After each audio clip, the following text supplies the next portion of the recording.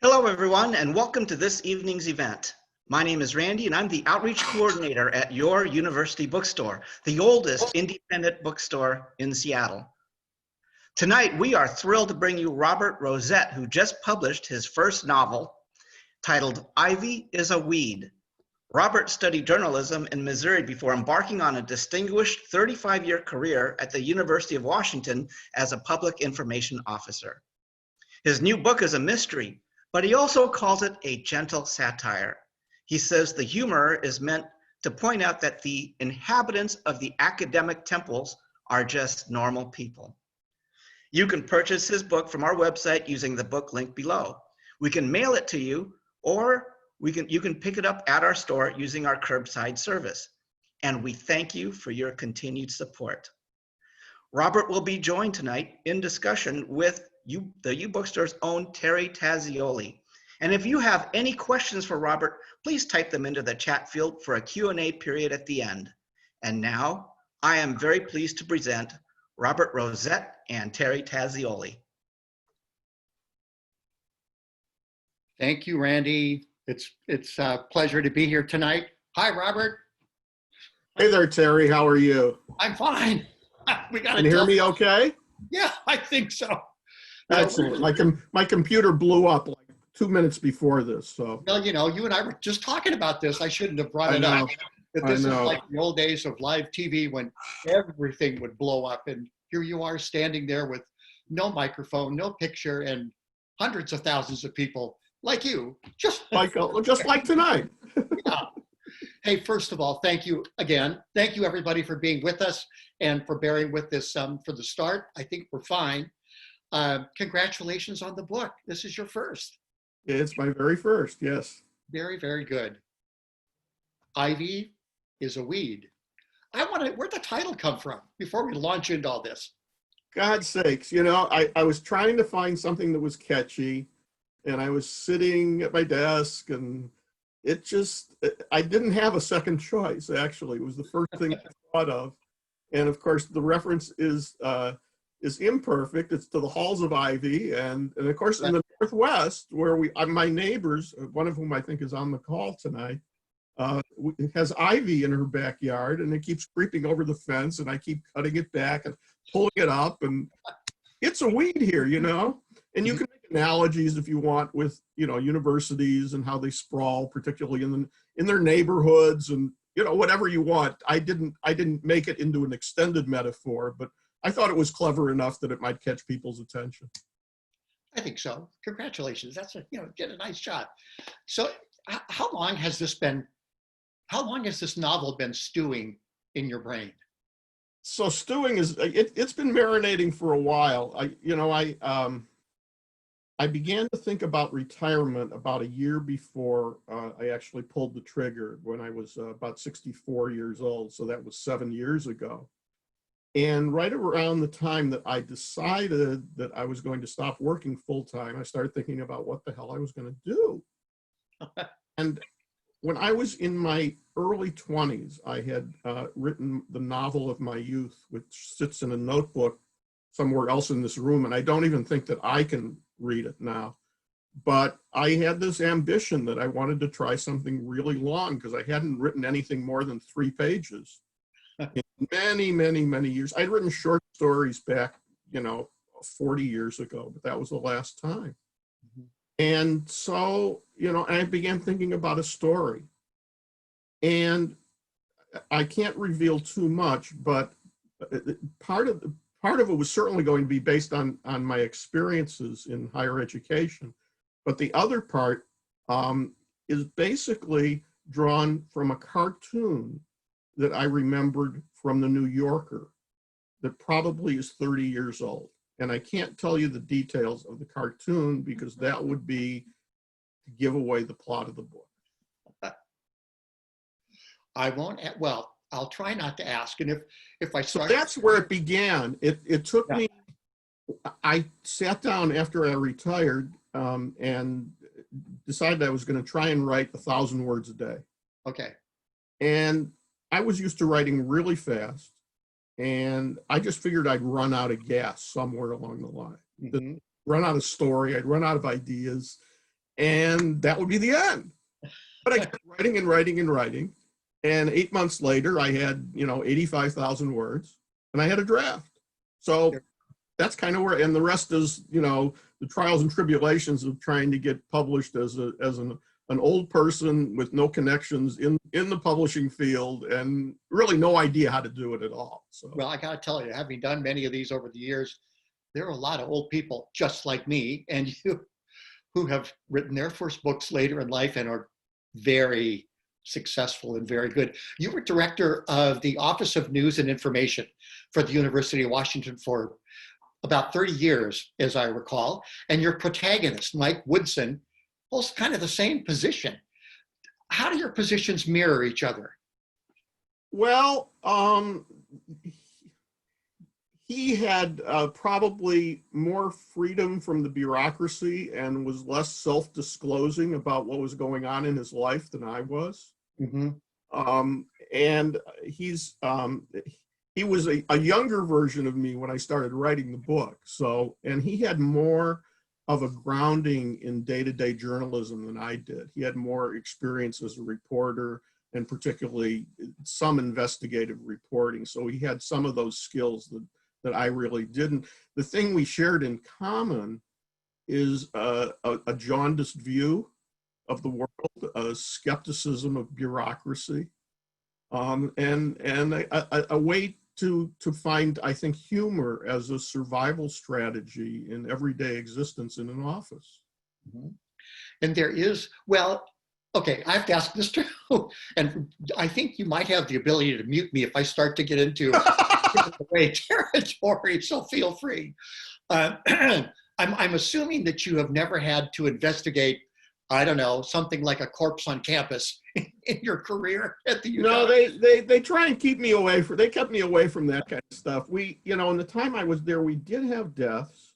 We had 2 shootings, and we had several deaths of students who were in fraternities or sororities. Mm-hmm. Uh-oh, are you still there? Well, hey, I think here we go again. Parties near campus, there you overindulged, and commit suicide out of a high-rise building, but they didn't have me investigate them. Okay, good. And you had no inclination to run over there and look in the bushes or anything? I wanted to get away from that as fast as I could. The only time I came close was when there was a shooting up in a parking lot where the Burke Museum has expanded to, and I got there before the first responders. Got it. There you go. And I'm not going to go into that. We don't know that. That's fine. Yeah. Well, your protagonist, Jeremy Ronson. Mm-hmm. What happened to him is not funny, but I read his title as I started into the book, and then read titles and names of various programs and whatever at the university, and I can't help it. I mean, this has got to also come from that little bit of bureaucratic nonsense. His title, let me just read this for folks: the Vice President for Strategic Infrastructure Support and Vice Provost for Design wait, I think I left out a word. There was even another one. Vice Provost for Design and Integration. You can't get that on a business card. What's wrong with that? Doesn't that describe what he was doing? Now, if you go through the university directory, and I mean any university directory, you will find titles of that ilk that are very verbose. Mm-hmm. And as I say in the book, some of the titles are actually aspirational, where they define what, in an ideal world, these people's goal would be, in terms of like the integration of technology or, I don't think there's a title of director of enthusiasm, but, you see these titles all over the place, and not just in universities, but large organizations, I think, started to use titles as, I think they can use them as motivational tools. I think they're wrong, but people do that. There's an adage, Robert. I know you know this. It's very common. It's write what you know, and you go from there, and you're probably able to do a little bit better job of making something somewhat realistic and more knowledgeable, if you will, than if you didn't. There's a risk to that. It's the old, hey, that's me in his book. That's me in his book. Did you ever worry about that?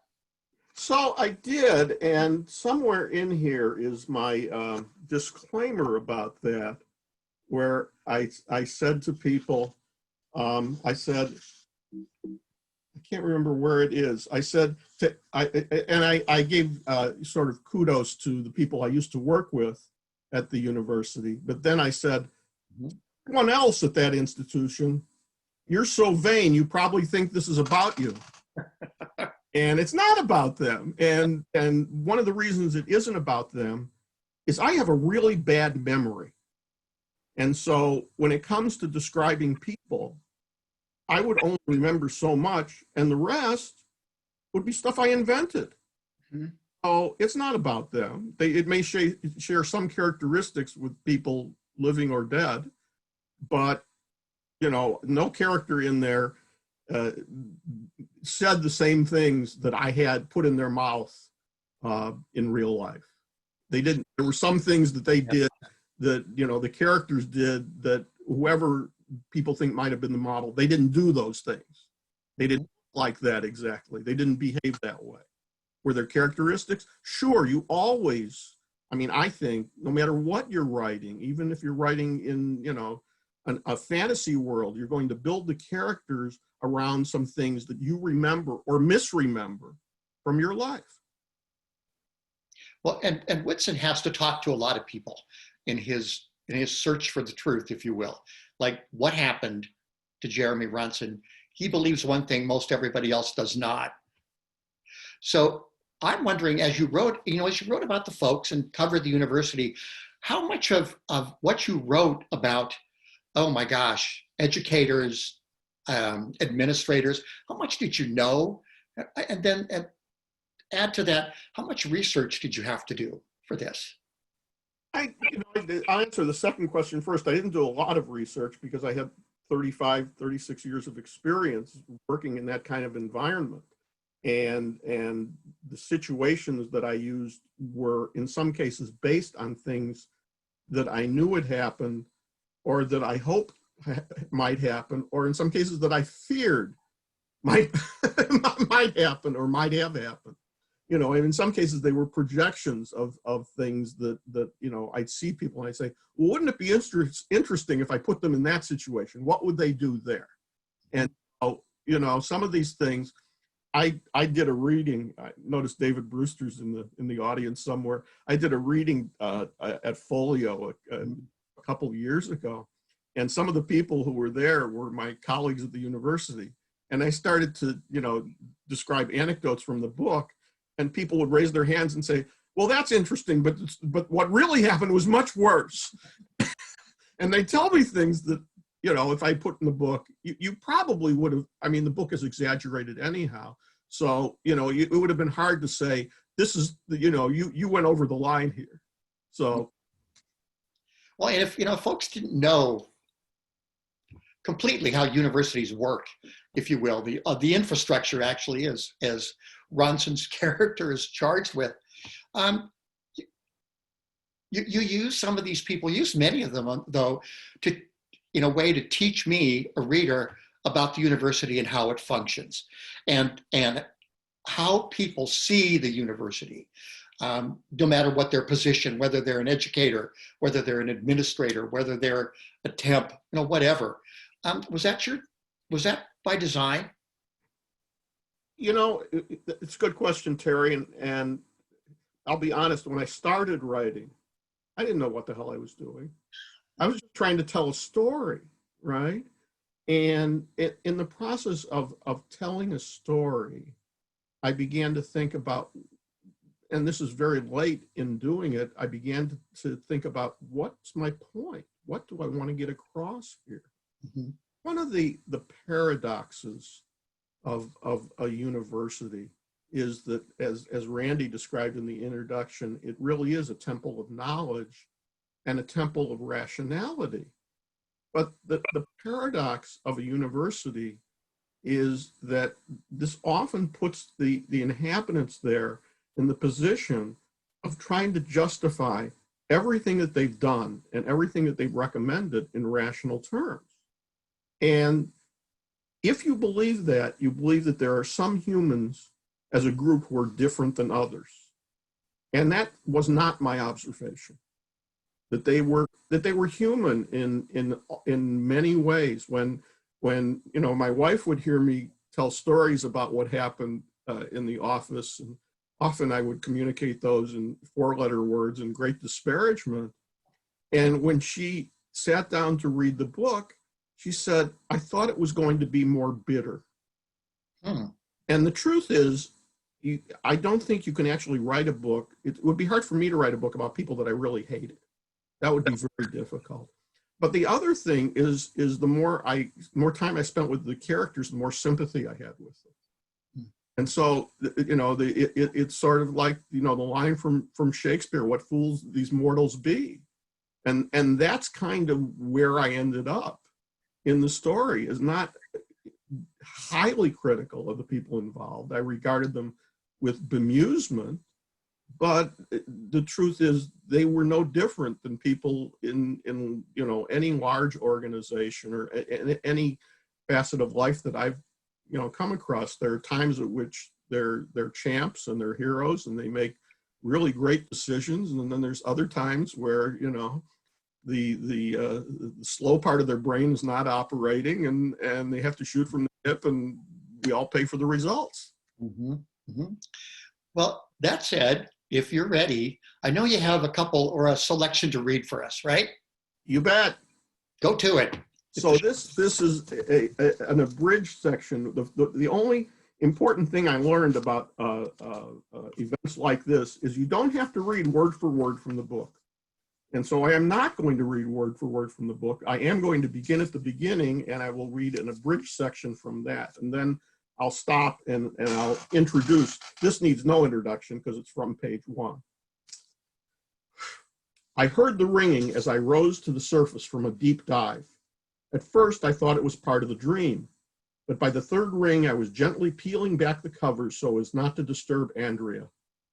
I put both feet on the floor, trying to keep my movements soundless, and gingerly grabbed my phone. Middle of the night calls are never a good thing. Hello, I croaked. Lucky my voice was audible, just barely. This is Officer Simons from the University Police. Is this Mike Woodsen? Yeah, Phil, it's me. What's up? Longish pause. Dispatch fielded a call 1 hour and 3 minutes ago. The caller, with a voice characteristic of a young male, reported that he had sighted a body on campus, not moving. Upon further questioning, he described the approximate location. Dispatch identified a cruiser in the vicinity and sent 2 officers. Upon reaching the aforementioned location, they debarked from the cruiser and proceeded to investigate. The caller was at the scene and helped to direct the officers to the precise location. A brief search revealed that a body was present. The officers responded to dispatch, and per our protocol, the chief was notified and we began the alert process. A body. What time is it now? 3:52. Location? I carefully printed body on a sheet of paper. Near Main Central, to be precise, in a vegetated area adjoining the building. Right near my office. Well, that got my attention. The officers performed a cursory hands-off examination following normal procedure. The person appeared to be deceased. Additional authorities were notified per our protocols for handling situations like this, which includes notifying you as PIO, that's Public Information Officer. Fully awake, I wrote dead in front of body. Phil, any idea if it's a student? I could hear a deep breath. Don't want to speculate. We're still trying to get a positive ID. The medical examiner is on the scene now, as I am the SOCO, that's scene of crime officer. They love their acronyms. But he looks older. I see some gray hair visible. Could be an older student or really anyone. At this point, we don't know. Any media calling yet? This was my job, helping the police with the reporters. No, but we've been using the scanner since before the first officers arrived on the scene, so it's been broadcast pretty widely, and it's probably all over social media. I haven't had time to look. Right. I'll get dressed and be there in 15 minutes. From Andrea's apartment, it was a quick drive to campus, even quieter than the rest of the city at night. The air was supporting either heavy dew or light mist. Welcome to the moist days of early autumn in the Pacific Northwest. Campus was empty. I pulled into the parking area in back of Main Central, where the chief administrators, including the president, worked. I parked alongside the squad cars. I could hear chatter from the cruisers' radios, punctuated by beeps, hisses, and the occasional growl. I had been to a few death scenes as a daily newspaper reporter, mostly auto accidents, and never got used to them. A half dozen officers, some from campus and a couple in city uniforms, were standing around in a semicircle on the asphalt sidewalk near some empty bike racks and a row of low bushes. A few students, probably alerted through social media, were lurking on the periphery, staring down at their phones or trying to find a clear path for a photo of the body, which was just visible where the bushes surrounding the building ended and the grass began. It was still uncovered as the ME's team was continuing its work. The area was dimly lit by the waist-level lamps focused on campus walking paths. I could see 2 or 3 people dressed in purple windbreakers kneeling around the body next to squarish briefcases. One of them was holding a portable floodlight that cast its 2 white LED glare over the corpse. I could see a limp hand stretching in my direction. The body was prone, legs splayed at an unnatural angle. A salt and peppered mop of hair. There was a gentle hum of half whispers from the ME's team. It looked like he had fallen from some great height. I looked up to the arched Gothic windows of Main Central, the likely place where his final descent began. I edged into the group of officers and found Simons. ME still doing his thing? Phil turned, giving me a look as if I had intruded on something. But when he recognized me, his face softened. He was well over 6 feet, towering above me by a good 5 inches. More when I slouched, which was always, and had a nearly shaved head except for sideburns. Even when he relaxed, I could see the outline of the rippling muscles under that uniform. He was absently slapping his oversized flashlight against his palm, waiting for something to happen. I think he's almost done, but no COD mentioned. I figured that meant cause of death. Any more news? Phil scratched his chin. Not really, but if we're lucky, he'll give us an ID before he takes away the DB. Dead body. This guy loved procedural acronyms, even ones he made up on the spur of the moment. The only way I recognized the ME was that he was the one wearing a suit, not a pressed suit. He looked like he'd worn it to bed. He resembled an overworked, underslept, overfed bulldog.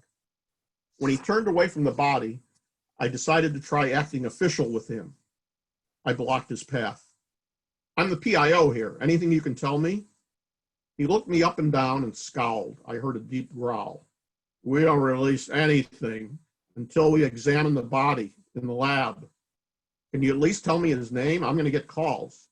As if on cue, over his shoulder, I saw the first TV news crews pulling into the lot. Not until we can confirm his identification and try to contact next of kin. He turned away. That went well, I said to Phil. That's the drill, he yawned. Call us about mid-morning and we'll probably have his ID for you. A couple of university cops were helping load the body onto a gurney. Some of the ME's techs were still standing around examining the ground where the body had been, taking samples, but even if they found something, it was obvious they weren't going to tell me.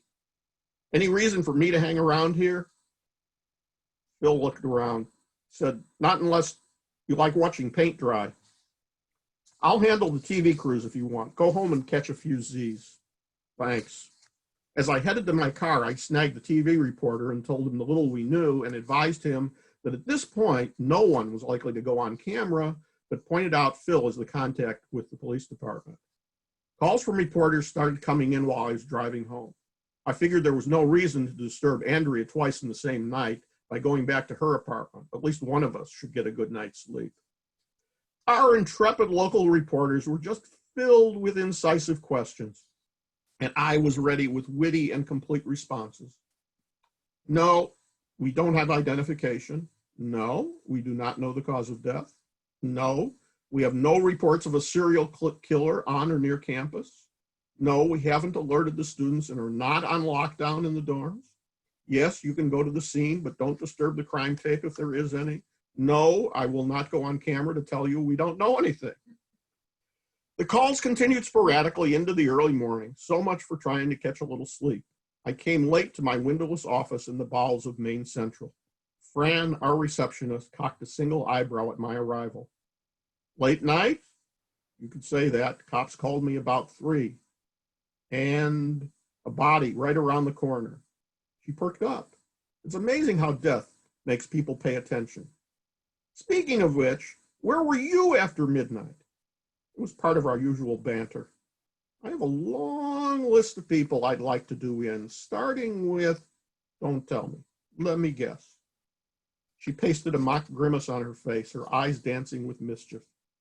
Only if I could do it slowly and painfully. Well, stay tuned and have hope. Maybe someone else beat you to it. I checked my emails. They were of the same flavor as the calls, reporters jockeying for position. It was mid-morning by my reckoning. I called Phil. So what can you tell me? No COD yet, but the ME has said, not yet for public consumption, that there were no signs of injury other than what would have occurred when the body hit the ground. So he fell. That's the current theory. And that means he was in the building, in Maine Central. Can't put anything over on you, can we? I began rummaging for a notepad and one of those fat pens that fit my stubby fingers. My desk was its usual mess. So we're thinking this guy worked here or was a student?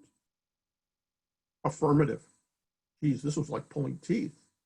The phone made a scratchy noise rubbing against my indifferently shaved chin. Do you have a positive ID? The phone seemed to go dead. Except Phil was a heavy breather.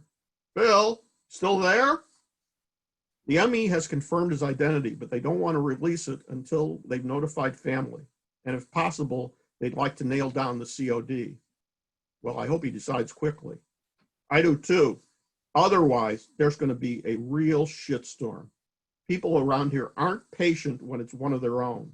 And the shit always flows downhill to us. Geez, Phil, what's going on? Look, this is all off the record, okay? Hey, the same person signs our paychecks. This guy was a big deal. A Veep. So ends the introduction.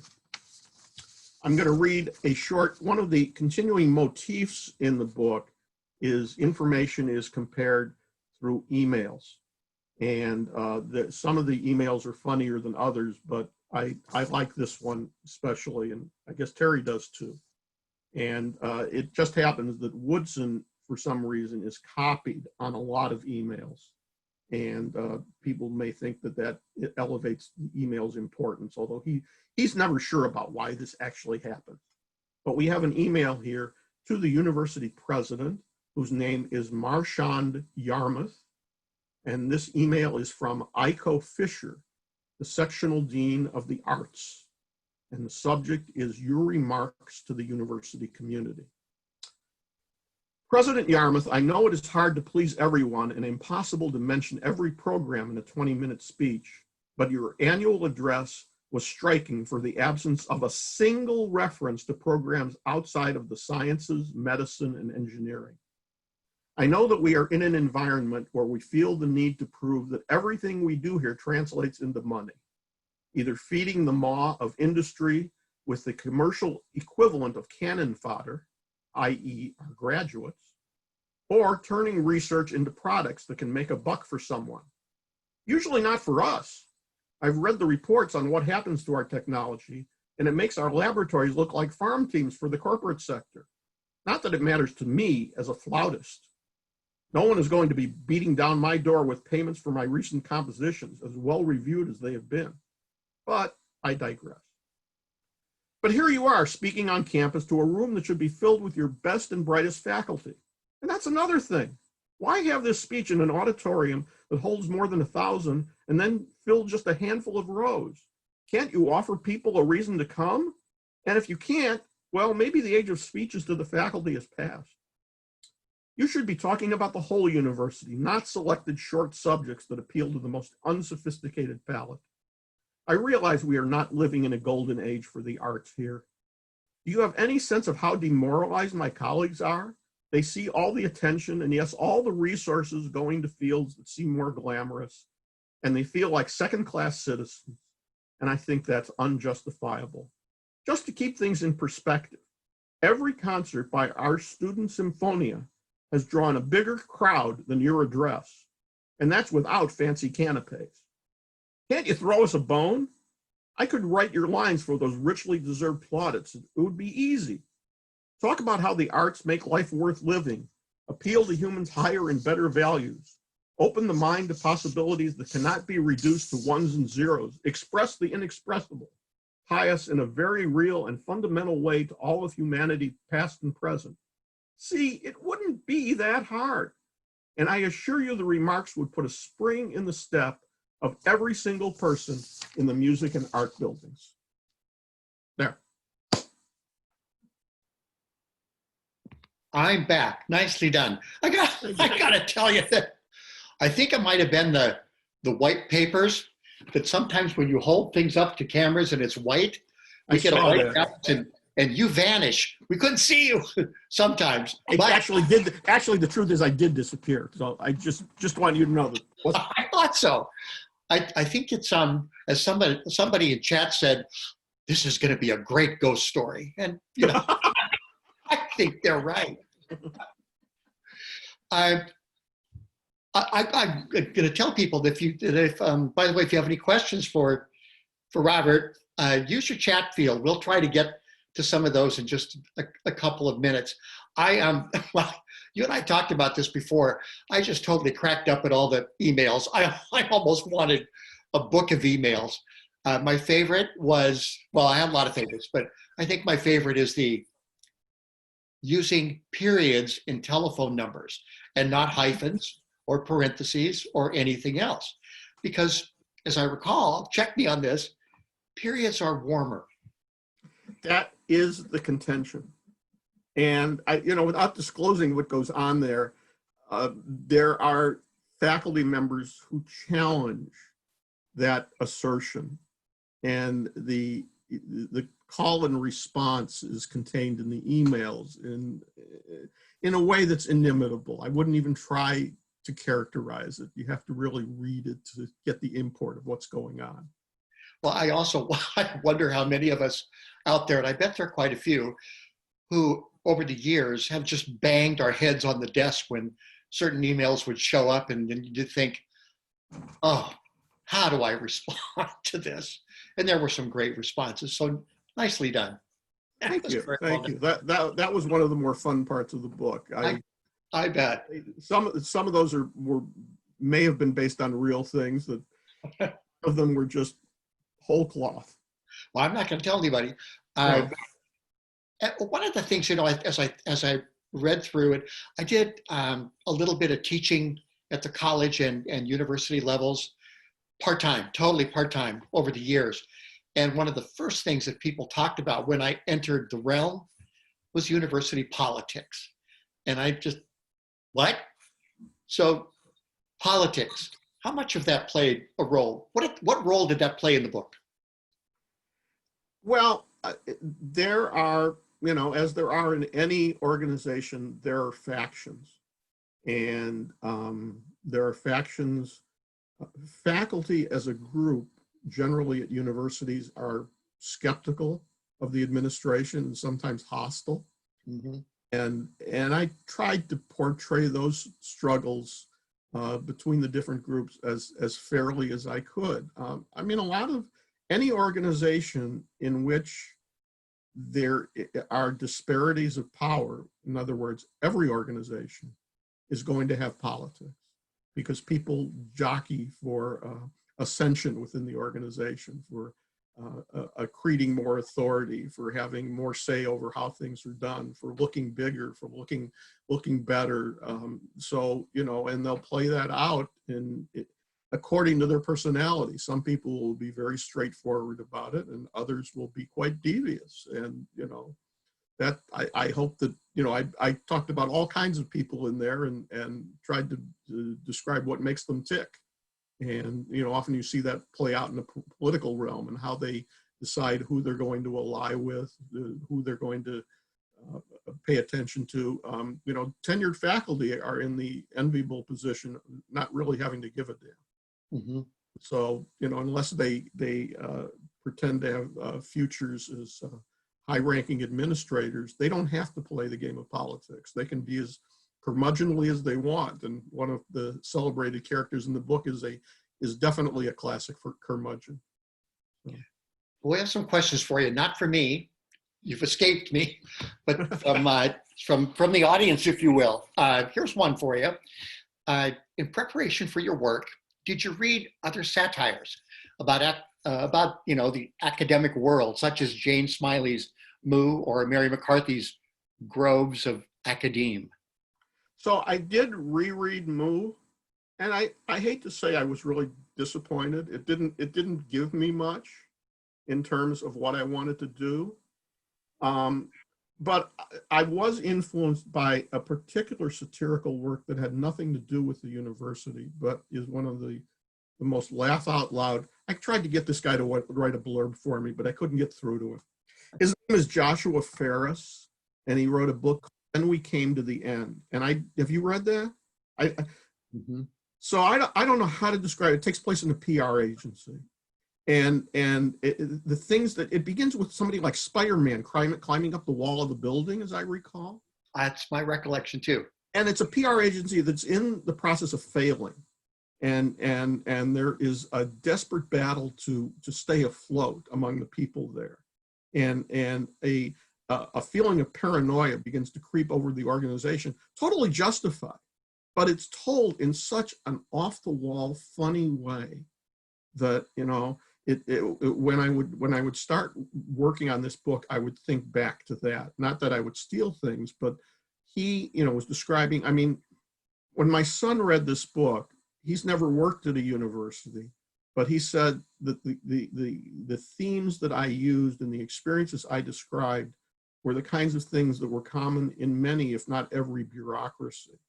So, you know, I think back to episodes of The Office and some of the better days of Dilbert and in the earlier times, and you see some of the absurdities of things like that.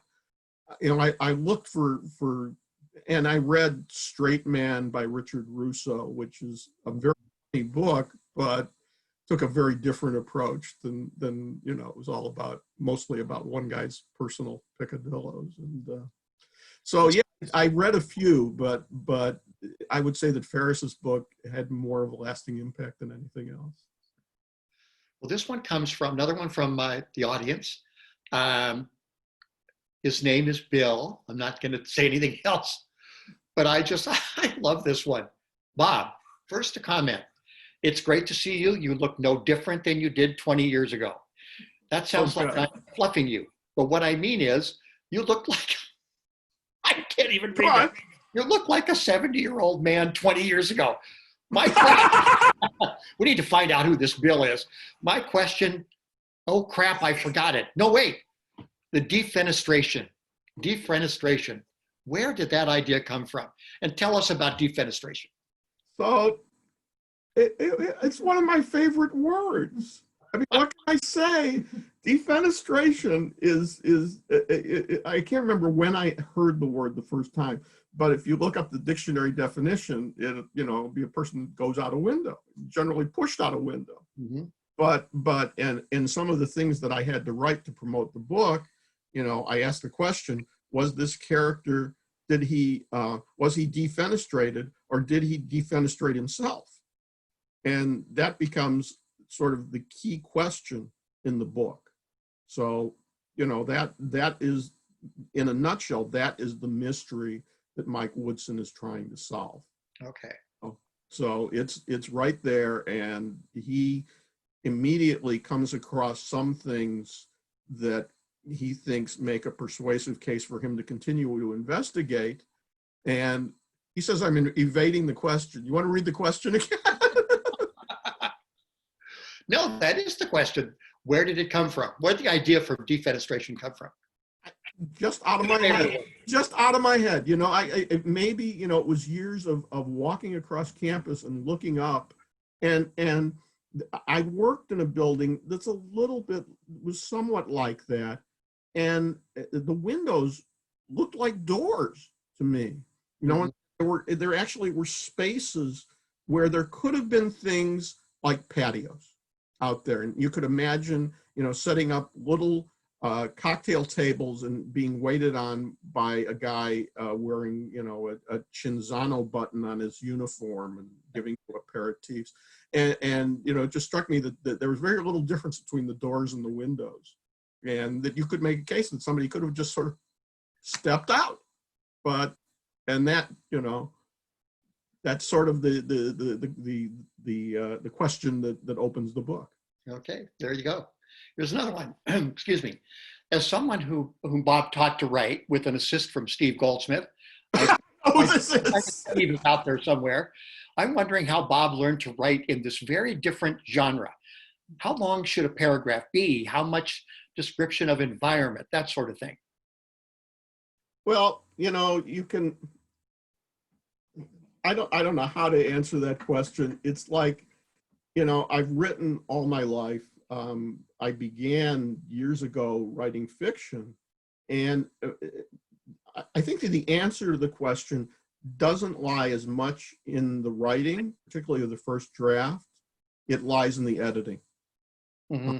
You know, I decided that the way I was going to write this book was write 1,000 words a day and not go back. You know, except maybe go back to the previous day to catch the thread of what was going on in the story and where the characters were. And the really difficult work was the editing of you know, and to answer the question, figuring out how much was enough, how much was too much, how long were the paragraphs, did the dialogue make sense? I'm working on another book, and one thing that I didn't do here, but one thing I will do in everything I write from now on is to assemble the book in a different way, where you assemble all the chapters that pertain to one character and read them together to see how the arc of the character development flows. Mm-hmm. And that's something you wouldn't even try to do in a first draft. So a lot of, you know, and I've shown my writing to friends and colleagues, and with all respect to most of them, I'm usually a harsher editor than they are. I've become less forgiving since, particularly not when I wrote the first draft here, but in the last couple of years, I've become much less forgiving of my own faults, and it's taking me longer now to write. So to try and answer that question is a sort of a process of repetition. While I'll look at it and I'll say, that's not right. That doesn't sound right. It doesn't flow right. There are things that are not in here. I didn't use precisely the right word. And I mean, the parts that I get right on the first draft are sort of the bones and the structure, and sometimes not even that, you know. So there certainly is more time spent in editing than there was in the drafting.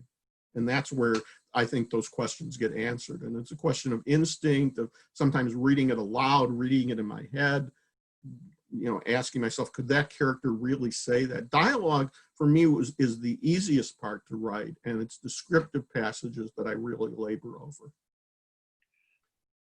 You brought this up. So let's wrap this up with this question. You talked about writing another book. Is this a sequel? Are we going to see Mr. Woodsen return, or are you going off in another direction?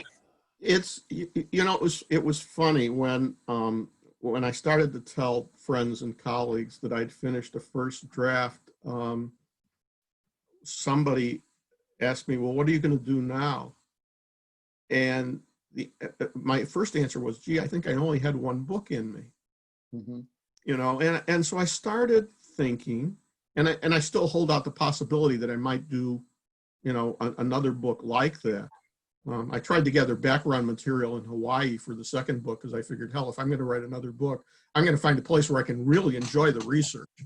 So, but that hasn't gotten very far. I had another idea that came to me, a very different kind of thing, a much darker book, but much more emotional and philosophical, and a lot harder to write, just a lot harder to write.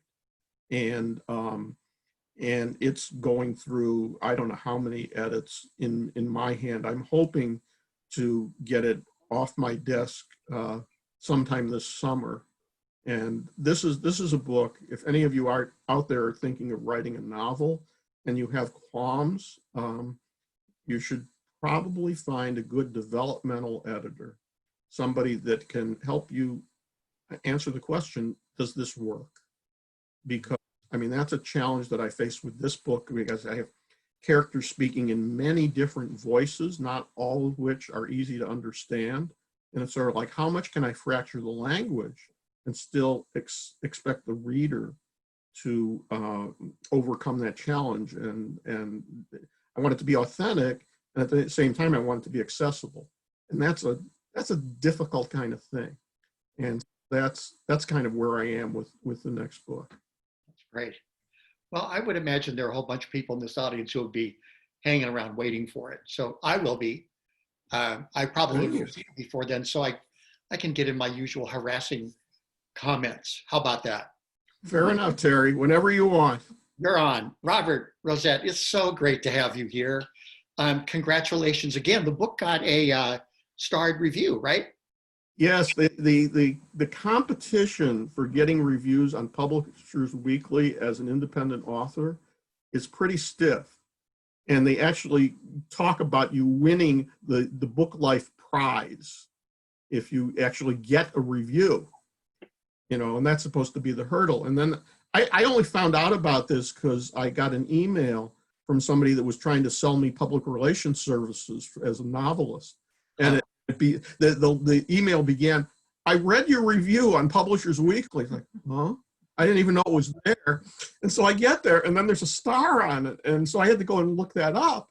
And they used, maybe inflated language, but the word outstanding did appear in their description of their review, of their judgment. So that's not me saying that. I'll buy that. Okay. Speaking of buying, over there in chat, I think from time to time we've been putting up the link to University Bookstore where folks can buy this book. Right, and they're having me fill out one of those plates that you picture and stuff, so you'll get it signed by the author. There you go. I'll bring my own book personally, you know what I mean? For a small fee. Thank you. Thank you, Terry. Thanks to everybody at the bookstore, all your colleagues, Randy and Josh and Grace and whoever else was involved, and thank you. Good folks. We're still kind of learning this whole virtual world. There'll be a lot more of these events, so stay tuned. Thank you. Randy, back to you. Unmute yourself, Randy.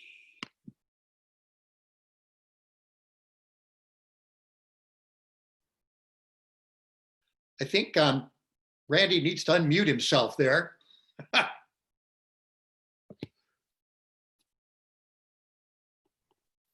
Thanks, Terry. And Bob, thank you so much for sharing your book and your insights with us tonight. And I'd like to thank all of you out there for joining us tonight. And please check out our social media outlets and our website for many more great virtual events that are coming up. Thanks to everyone, and have a great evening.